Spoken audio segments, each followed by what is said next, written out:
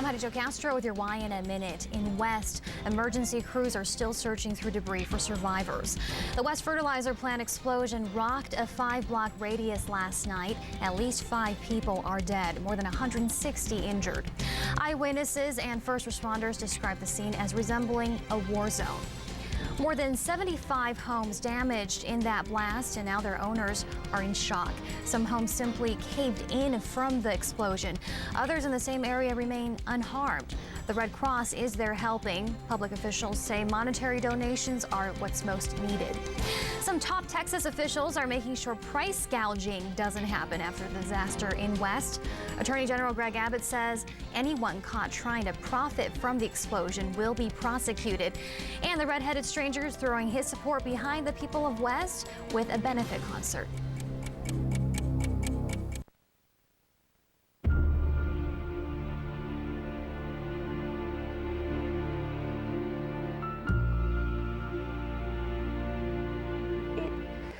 It was like someone with a force came at you.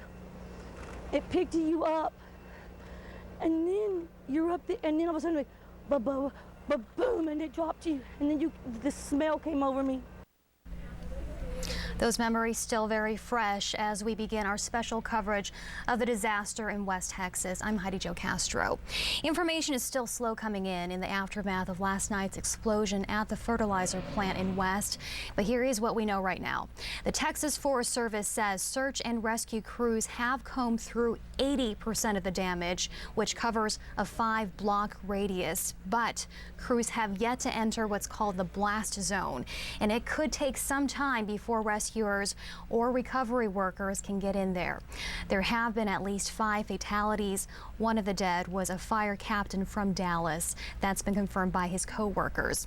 More than 160 people are injured and some remain hospitalized, even as others try to come to terms with losing their homes.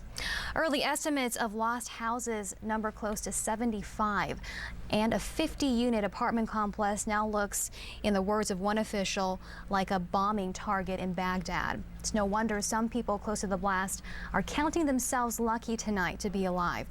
YNN's Sebastian Robertson caught up with a father and son who say after all that happened, they're just thankful. Brian Anderson says it's a miracle. Only a few scratches are all he has to show from this. Anderson and his 9-year-old were in their pickup when the burning fertilizer plant exploded. I can't even begin to describe the concussion. Thursday, daylight showed the devastation left behind, but it did not shine any light for those wanting answers. DPS initially confirmed between 5 and 15 casualties. 24 hours later, they're confirming deaths but won't give a number. Before the Attorney General toured the scene, he expressed his condolences and spoke to the law behind mass casualty situations. We've activated the price gouging statute in Texas. If anyone tries to profiteer off of this tragedy by hiking up prices for basic needs and necessities, they will be facing the wrong end of a lawsuit from the Texas Attorney General. A topic far from the minds of many who are still waiting to see how many were lost in the blast. This picture shows Anderson's 9-year-old son. Fragments of glass from a shattered car window cut his face. Injuries from a scene many describe as a war zone.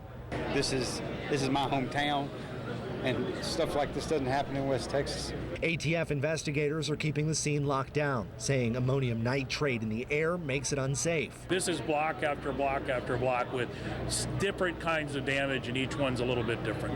While many expect the number of lives lost to rise, Anderson says he can't believe he and his son lived through this. Superficial stuff, you know, the truck, the house, all that stuff can be replaced. You can't replace lives, and there's a lot of folks aren't as lucky as us. And he fears as more time passes, we could learn more weren't as lucky. In West Texas, Sebastian Robertson, YNN. Well, as the community braces for what could be the worst, the close-knit town has been coming together in some amazing ways. Over and over, we're hearing that everyone in the town of West knows someone who has been affected by this disaster. YNN's John Salazar joins us now. John, I understand you caught up with someone for whom that's especially true. Yeah, there's this one bar just on the east side of town where 5 of the first responders that have been reported missing, if they never make it back to that bar, they will be missed. On the other side of the tracks, there's a lot of hurt people. On the east end of town. We're just sitting here knowing that they're going to walk in any minute. Longtime residents come together at this watering hole. Everybody's just about kin to each other. One day after this small town of 2,800 changed forever. We've got a lot of close friends that I don't think they're going to be back with us. Wanda Hutera owns this bar and grill. She says at least 5 of her regular patrons won't be coming back to this place. No. Some of the first responders that we've been talking about? Yes. Since late Thursday night, officials made it public. 5 first responders are missing. All we can do is pray and hope for their families. Yeah, those 5 first responders have not been identified as of yet, and from what we're being told, they are volunteer fire department in this very, very small town of only 2,800. So as you can imagine, 5 people lost is 5 people too many. In West Texas, John Salazar, YNN. Thank you so much, John. Such difficult news to digest. An event like this can certainly define a community. YNN's Russell Wild met a mother and a son trying to stay strong. It literally destroyed all of this.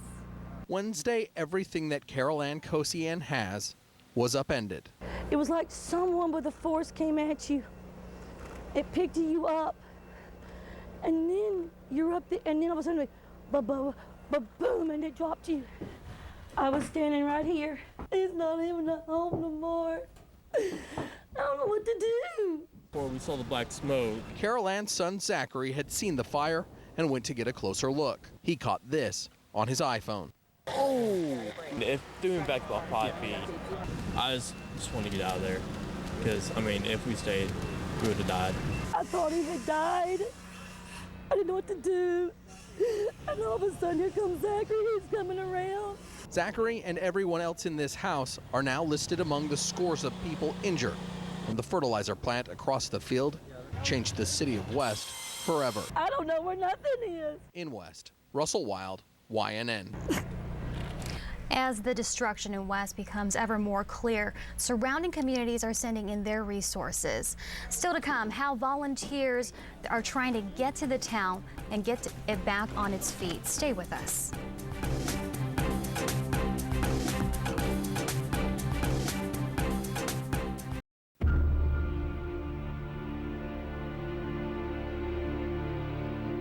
From there, it honestly looked like a war zone. I mean, we were driving just to get to my mother's, and debris littered the streets, yards, homes. Welcome back to our special coverage of the West Texas explosion. As recovery moves forward, many are now asking, why did the fertilizer plant catch fire in the first place, and how did it escalate to disaster of this magnitude? Our own Jeff Stensland has been digging through the plant's inspection records, and he joins us live from West. Jeff, what have you found out? Well, Heidi, you know, think back to that video that we saw with the child in the backseat of the car. It was posted on YouTube yesterday right after the blast. You could see that something was burning there beforehand, and then the massive explosion that just shocked this entire community. Well, it turns out that every once in a while they do have these controlled burns on site, and it has many calling into question now whether this should even be in this town. The chasm that now defines the town of West, the center of an intense investigation, one that has some calling on state leaders for more oversight. Generally, those are inspected based on complaints. Grievances the state last saw more than a half-decade ago. We haven't had a complaint from that facility since 2006. The state slapped West Fertilizer with a $2,300 fine and required them to get a permit to have 2 12,000-gallon tanks on site. They're used to store anhydrous ammonia, a chemical that causes respiratory problems, skin rashes, even death in some cases. A scare a few months ago sent nearby students and teachers scrambling. Lack of communication or miscommunication, there's probably a better word, so we did evacuate. The TCEQ approved the controlled burn, but never relayed the message to neighbors or Superintendent Marty Crawford. Went to the middle school, and certainly we all know now the results of what would have happened if something were to have happened. Parts of town are still too toxic for the public to see what's left of West Middle School. Emergency crews are telling Crawford 3 of the district's 4 campuses are either damaged or destroyed. All were within blocks of the town's former fixture. Now, this town, as you know, is very, very small. We've talked about the size, 2,800 people, and the principal, the superintendent there, actually says that it makes it very difficult to figure out places to build schools feasibly. You keep in mind that this community has very little tax base because of the small number of people going here. There are about 1,500 students in the school district, and none of them are able to go to school right now. Several of them may have to go into portables or other campuses for at least possibly the next year. We'll keep you posted. In West, Jeff Stensland, YNN. Thank you very much, Jeff. And we know that federal investigators are now on the ground trying to get at the bottom of those very questions of how this explosion and fire could even happen in the first place. Meanwhile, everyday people are coming together to offer their comfort and support to strangers, from donating blood to clothes to money. YNN's Bonnie Gonzalez shows us how the neighboring community of Waco is rallying around West. Even a wet, cold Thursday morning didn't stop the droves of people from lining up at Carter Blood Care in Waco. I mean, there's a lot of people, everyone's talking to each other, so we're all getting to know each other. Being friendly and helpful, these people will tell you that's what Texans do. West is a small town, Waco's a little bit bigger, but it feels like family. All of the communities coming together, and it's just something we all are willing to do, to come together and help each other. At a time when those affected by the explosion need it most. The people that I know, my wife also works with the ones from that live in West.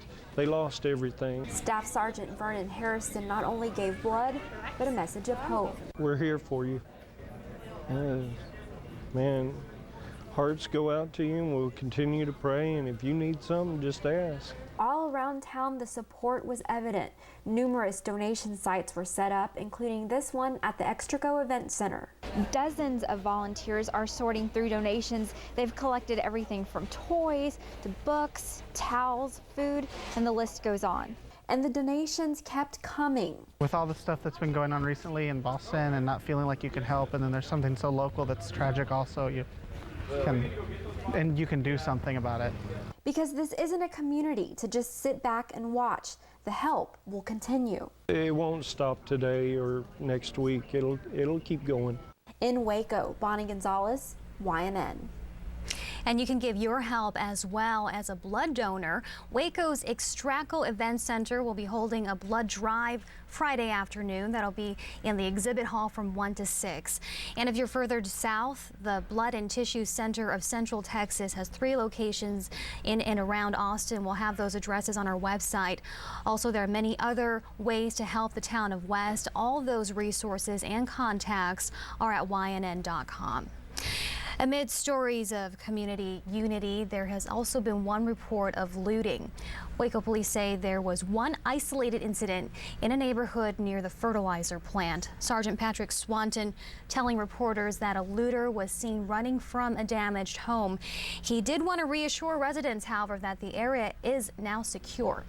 We are going to do our absolute best to protect, and if that means offending some folks by not letting them come home right away to keep them safe, keep their neighborhood safe, then we'll do that, and we'll apologize later for putting some people out. Other people in West are doing what they can with what they have, and for one local business, that's been chicken. Workers at a nearby Bush's Chicken are coming in, some on their days off, just to help out, and they're serving free lunches and dinners to rescue workers and to people affected by the blast. Some of the workers have suffered their own losses. A lot of affected employees. People have lost houses. One person's upstairs collapsed on the lower level. They have no more house now. Are they here working now? They're here working right now. Why? They want to help the community. Just a sign of how this town operates. Employees say that the explosion blew open the restaurant's doors, but that the building was not damaged. And we'll be back with how the state's political leaders are also reacting after this.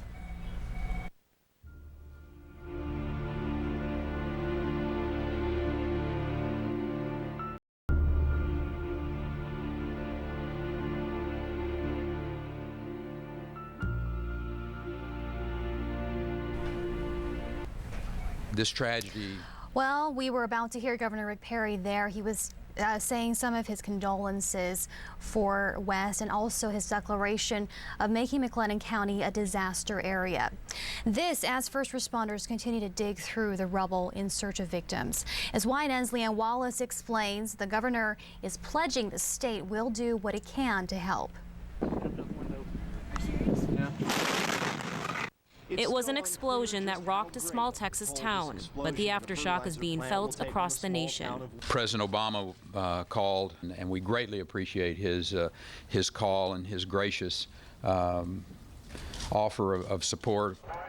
State agencies have already teamed up with local emergency and law enforcement teams. They've been on the ground since it first shook. They will remain there as long as they are requested and needed.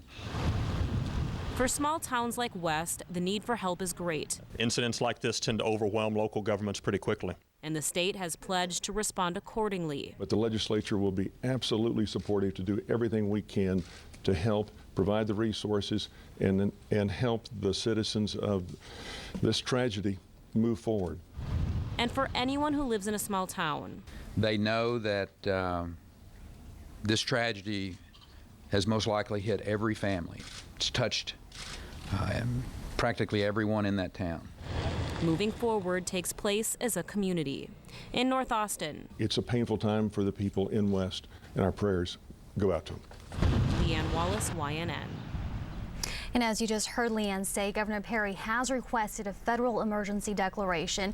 President Obama called from Air Force One Thursday morning, promising he would rush that process, and he offered his condolences for the victims.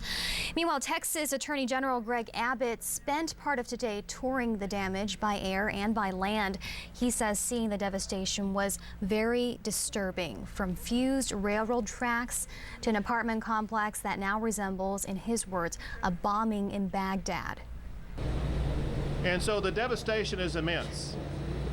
But I got to tell you, the other thing that we clearly saw in touring around West is the clear sign of hope.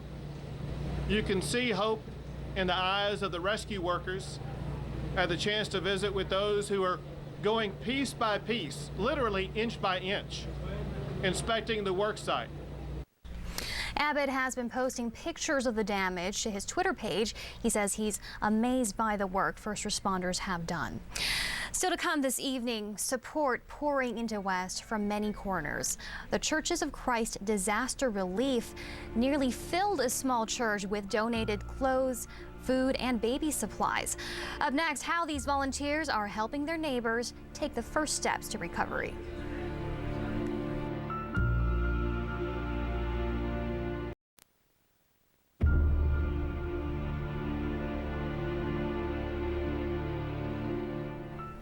The explosion in West happened just around sunset yesterday, so it wasn't until this morning that the extent of the damage could really be seen.